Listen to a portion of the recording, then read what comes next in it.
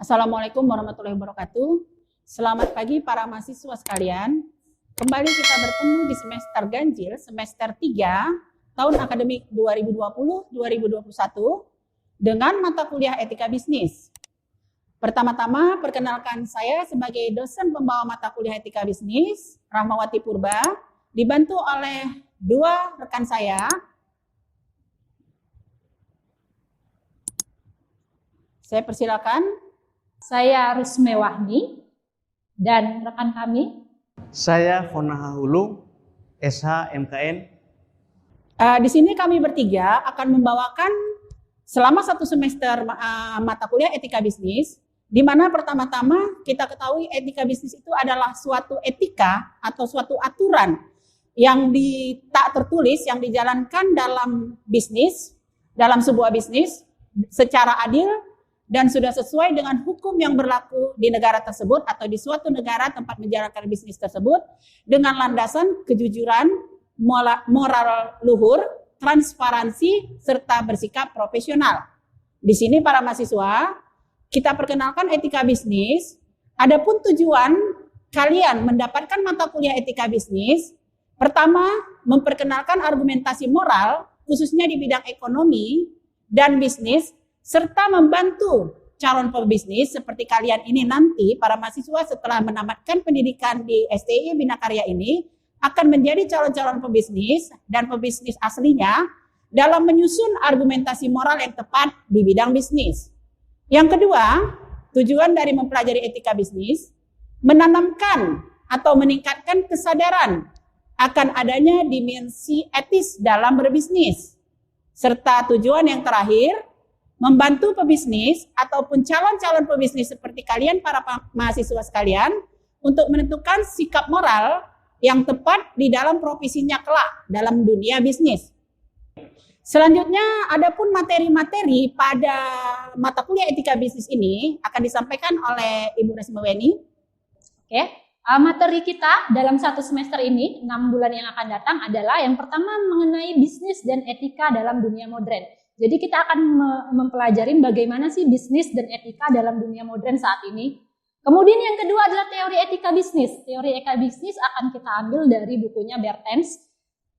Kemudian yang ketiga adalah tujuan perusahaan dalam menerapkan etika bisnis. Jadi apa sih tujuan perusahaan itu dalam penerapan etika bisnis di dalam suatu bisnis atau perusahaan. Nah yang keempat adalah penerapan etika saat berbisnis. Bagaimana etika kita, penyesuaian etika kita pada saat berbisnis. Yang kelima ada ekonomi dan keadilan. Dalam dunia bisnis tidak hanya kita mengutamakan laba saja, tetapi harus ada unsur keadilan di dalamnya. Dan yang keenam adalah periklanan dan etika. Jadi dalam periklanan juga harus ada etika yang diterapkan. Jangan etika yang merugikan pihak-pihak lain demi keuntungan bisnis kita sendiri. Nah yang ketujuh adalah masalah etis seputar konsumen. Jadi masalah-masalah apa sih yang ada di konsumen itu nanti akan kita bahas juga. Dan yang kedelapan ada etika dalam bisnis internasional. Tentunya etika dalam bisnis dalam negeri kita dengan etika di internasional itu berbeda. Dan yang kesembilan ada good etnis dan good business. Bagaimana kita menerapkan etika yang baik dan bisnis yang baik di dalam dunia bisnis. Dan yang ke-10 ada resolusi model bisnis pada era industri 4.0. Dan yang terakhir adalah etika bisnis dan permasalahannya. Kita akan membahas mengenai etika bisnis dan permasalahannya apa-apa saja. Oke, selanjutnya kita akan membahas adapun tata tertib selama perkuliahan. Seperti kita ketahui bahwasannya perkuliahan kita satu semester ini akan kita jalankan mengikuti ketentuan menteri, yaitu dengan sistem daring. Di sini kita buat beberapa tata tertib. Yang pertama, tata tertib ini bisa kalian pahami dan kalian baca nanti setelah kami masukkan ke Google Classroom. Di sini hanya sekilas yang bisa kita bahas. Yang pertama, mahasiswa wajib menggunakan pakaian sopan dan rapi pada saat mengikuti perkuliahan daring. Ini kita wajibkan pada saat pertemuan keempat kita akan mengadakan pertemuan secara daring yaitu melalui Zoom. Yang kedua, memastikan kehadiran dan absensi secara online daring pada saat mengikuti perkuliahan sesuai jadwal masing-masing kelas perkuliahan. Ini di sini harap partisipasi kepada semua mahasiswa untuk memberikan daftar hadirnya sesuai dengan jam perkuliahan. Jadi sesuai jadwal yang telah ditentukan pihak kampus. Yang ketiga, pada waktu perkuliahan daring dilaksanakan, mahasiswa berada pada tempat yang kondusif dan mempunyai akses internet. Ini begini, apalagi pada saat kita melakukan Zoom, nanti ada pada pertemuan keempat dan ada pada pertemuan selanjutnya. Di dalam satu semester ini ada 3 kali pelaksanaan Zoom.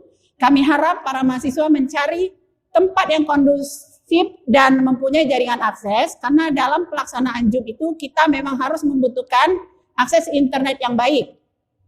Yang keempat, mahasiswa diwajibkan absen secara online pada aplikasi Google Classroom di tempat yang telah kami sediakan. Nanti di Google Classroom itu akan ada kami buat aplikasi untuk mengklik bahwasanya mahasiswa tersebut hadir. Itu kami batasi jamnya, yaitu pada jam yang tertera pada jadwal perkuliahan yang telah ditentukan oleh pihak kampus. Selanjutnya, tidak diperkenankan melakukan aktivitas lain pada saat perkuliahan daring via Zoom. Jadi, harap partisipasinya dalam perkuliahan Zoom. Selanjutnya, mahasiswa wajib hadir minimal 80% dari perkuliahan daring. Selanjutnya, tidak ada ujian susulan untuk UTS dan UAS kecuali dengan alasan yang jelas.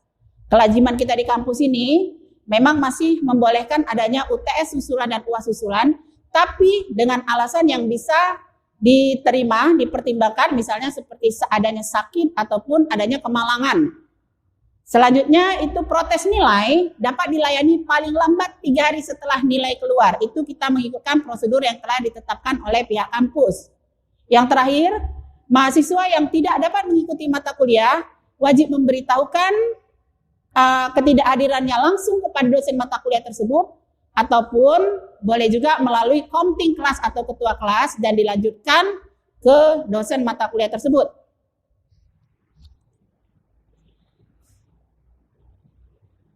Lanjut, yang terakhir kami sampaikan, terakhir adalah buku-buku referensi yang akan kita pakai dibawakan oleh rekan dosen saya. Silakan Pak. Ya, referensi dalam etika bisnis ini yang pertama adalah Bertens K 2013 Etika Bisnis Yogyakarta Kanisius. Yang kedua, Haryat Moko 2007 Etika Komunikasi Yogyakarta Kanisius. Dan yang ketiga, Hartman dan Desjardins 2008 Etika Bisnis Pengambilan Keputusan untuk Integritas Pribadi dan Tanggung Jawab Sosial. Terjemahan Jakarta Salemba 4. Yang berikut adalah jurnal-jurnal yang terkait dengan etika bisnis. Oke, demikianlah pengenalan kami, pendahuluan pada mata kuliah etika bisnis ini. Kami harap agar para mahasiswa sekalian aktif berperan selama pelaksanaan perkuliahan etika bisnis ini selama 1 semester. Terima kasih, saya akhiri. Assalamualaikum warahmatullahi wabarakatuh. Selamat siang.